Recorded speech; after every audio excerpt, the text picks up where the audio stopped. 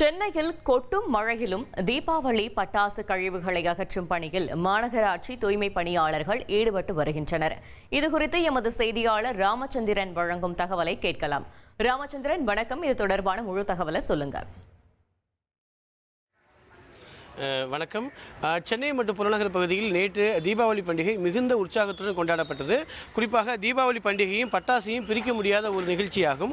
ஆகையால் வெடித்த பட்டாசுகளை அகற்றுவதற்காக சென்னை மாநகராட்சியில் இருக்கக்கூடிய 19,500 தூய்மை பணியாளர்கள் இரவு பகலாக பணியாற்றி வருகின்றனர். குறிப்பாக அவர்களுக்கு வழங்கப்பட்டுள்ள அந்த பாதுகாப்பு உபகரணங்களுடன் தற்பொழுது தூய்மை பணியாளர்கள் நேற்று இரவு முதல் இன்று காலை வரை தொடர்ச்சியாக அந்த பட்டாசு கழிவுகளை வெடித்த பட்டாசு கழிவுகளை அகற்றக்கூடிய காட்சிகள் நேரடியாக பார்க்கலாம்.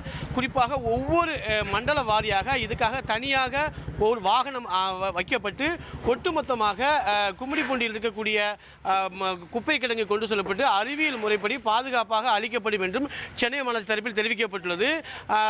இதுவரை கிட்டத்தட்ட 60 மெட்ரிக் டன் பட்டாசு கழிவுகள் அகற்றப்பட்டுள்ளது. இன்று காலை வரை 100 மெட்ரிக் டன்னாக அதிகரிக்கப்படும் என்றும் எதிர்பார்க்கப்படுகிறது. கடந்த ஆண்டை பொறுத்தவரை 160 மெட்ரிக் டன் பட்டாசு கழிவுகள் மட்டுமே சென்னை மாநகராட்சி சார்பாக அகற்றப்பட்டது. அதே அளவுக்கு இந்த ஆண்டும் இருக்கும் என்றும் எதிர்பார்க்கப்படுகிறது. குறிப்பாக பட்டாசு கழிவுகளை அகற்றுவதற்காக தனியாக அவர்களுக்கு பை ஒன்று வழங்கப்பட்டது. வழக்கமான பின்ல இந்த பட்டாசு கழிவுகளை போட வேண்டாம் என்றும் ஏற்கனவே சென்னை மாநகராட்சி பொதுமக்களுக்கு அறிவுறுத்தல் வழங்கப்பட்டுள்ளது.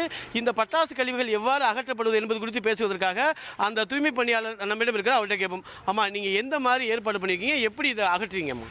வணக்கம் சார், அனைவருக்கும் தீபாவளி நல்வாழ்த்துக்கள். சென்னை மாநகராட்சி மற்றும் உர்பேச சுமின் இணைந்து மண்டலம் 9 பகுதியில் உள்ள தெருக்களில் உள்ள பட்டாசு குப்பை, அதாவது மிகவும் அபாயகரமான பட்டாசு குப்பையில் நம்ம அகற்றிட்டு இருக்கோம். நம்ம தொழிலாளர்கள் ஈடுபட்டுள்ளனர்.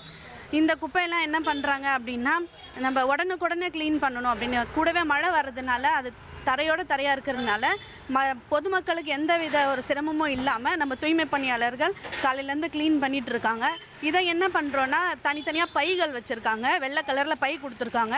அந்த பட்டாசு குப்பையெல்லாம் தனியாக எடுத்து வச்சு என்ன பண்ணுறாங்கன்னா, IWMA சென்டர், அதாவது கும்மிடிப்பூண்டியில் இருக்குது நம்மளோட சென்டர், இந்த அபாயகர குப்பை எடுக்கிறதுக்கு அந்த சென்டருக்கு எடுத்துகிட்டு போயிட்டு நம்ம கலெக்ட் பண்ணி எடுத்துகிட்டு போகிறாங்க வண்டியில் வச்சு. இப்போ இந்த மழை பெஞ்சதுனால குப்பை அகற்றுல தொய்வு இருக்குதா மேடம்? உங்களுக்கு அதில் என்ன இடர்பாடு? இல்லை, நம்ம பொதுமக்களுக்கு ஐஇசி குழுவினர் மூலமாக பொதுமக்கள்கிட்டையும் நாங்கள் விழிப்புணர்வு கொடுத்துக்கிட்டு தான் இருக்கோம். இன்னை வரைக்கும் ஓரளவுக்கு வீடுகளில் அப்பார்ட்மெண்ட்லலாம் குப்பையெல்லாம் எடுத்து வச்சு கொடுக்குறாங்க.